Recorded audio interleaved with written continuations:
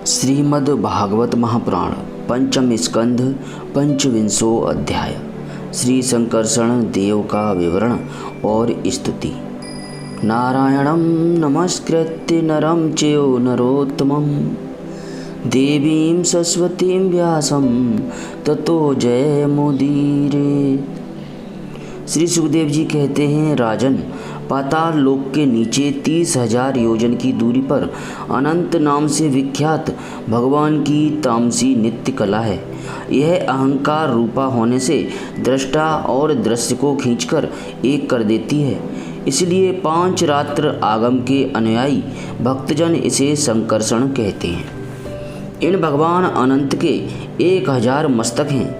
उनमें से एक पर रखा हुआ यह सारा भूमंडल सरसों के दाने के समान दिखाई देता है।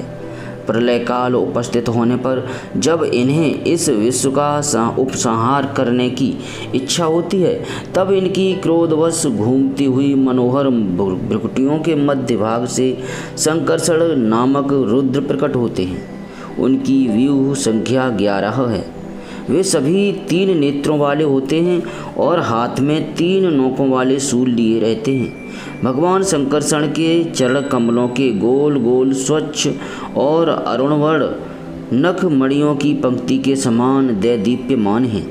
जब अन्य प्रधान भक्तों के सहित अनेकों नागराज अनन्य भक्ति भाव से उन्हें प्रणाम करते हैं, तब उन्हें उन नखमणियों में अपने कुंडल कांति मंडित कमनीय कपोलों वाले मनोहर मुखार विंदों की मनमोहनी झांकी होती है और उनका मन आनंद से भर जाता है।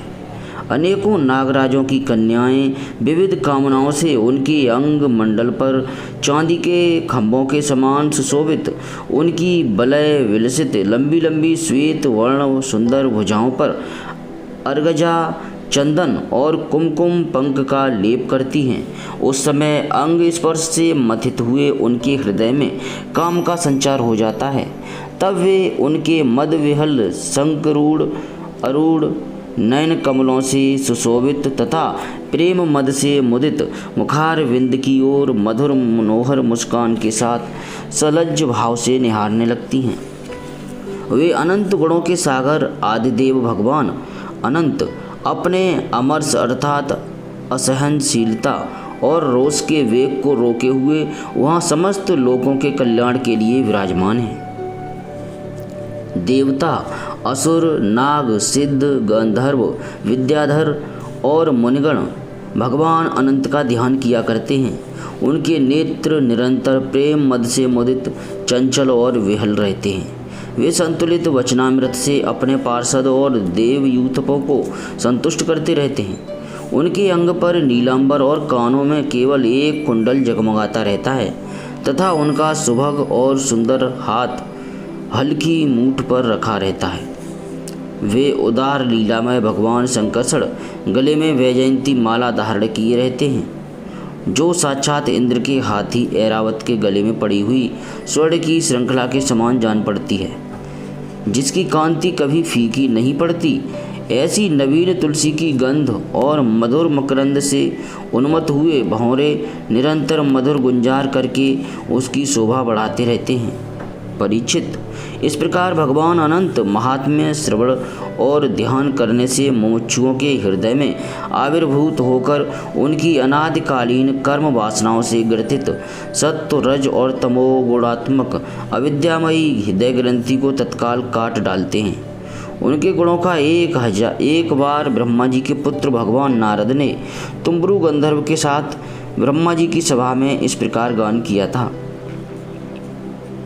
जिनकी दृष्टि पड़ने से ही जगत की उत्पत्ति, स्थिति और प्रलय के हेतुभूत सत्व आदि प्राकृत गुण अपने अपने कार्य में समर्थ होते हैं, जिनका स्वरूप ध्रुव अर्थात अनंत और अकृत अर्थात अनादि हैं, तथा जो अकेले होते हुए ही इस नानात्मक प्रपंच को अपने में धारण किए हुए हैं, उन भगवान संकर्षण के तत्व को कोई कैसे जान सकता है, जिनमें है कार्य कारण रूप सारा प्रपंच भास रहा है तथा अपने निज जनों का चित्त आकर्षित करने के लिए की हुई जिनकी वीरतापूर्ण लीला को परम पराक्रमी सिंह ने आदर्श मानकर अपनाया है, उन उदार वीर संकर्षण भगवान ने हम पर बड़ी कृपा करके यह विशुद्ध सत्वमय स्वरूप धारण किया है। जिनके सुने सुनाए नाम का कोई पीड़ित अथवा पतित पुरुष अकस्मात अथवा हंसी में भी उच्चारण कर लेता है तो वह पुरुष दूसरे मनुष्यों के भी सारे पापों को तत्काल नष्ट कर देता है। ऐसे शेष भगवान को छोड़कर मुमुक्षु पुरुष और किसका आश्रय ले सकता है।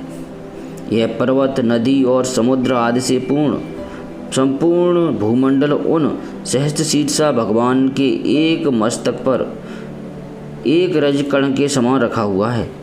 वे अनंत हैं, इसलिए उनके पराक्रम का कोई प्रमाण नहीं है। किसी के 1000 जीवें हों तो भी उन सर्वव्यापक भगवान के पराक्रमों की गणना करने का साहस वह कैसे कर सकता है। वास्तव में उनके वीर, अतिशय गुण और प्रभाव असीम हैं।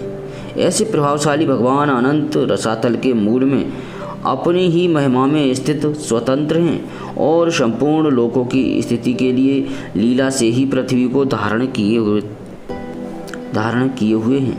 राजन, भोगों की कामना वाले पुरुषों को अपने कर्मों के अनुसार प्राप्त होने वाली भगवान की रची हुई ये ही गतियाँ हैं। इन्हें जिस प्रकार मैंने गुरु मुख से सुना था उसी प्रकार तुम्हें सुना दिया। मनुष्य को प्रवृत्ति रूप धर्म के परिमाण में प्राप्त होने वाली जो परस्पर विलक्षण ऊंची नीची गतियां हैं वे इतनी ही हैं। इन्हें तुम्हारे प्रश्न के अनुसार मैंने सुना दिया। अब बताओ और क्या सुनाऊं। श्रीमद् भागवत महापुराण स्कंद 5 अध्याय 25 समाप्त। जय श्री कृष्ण।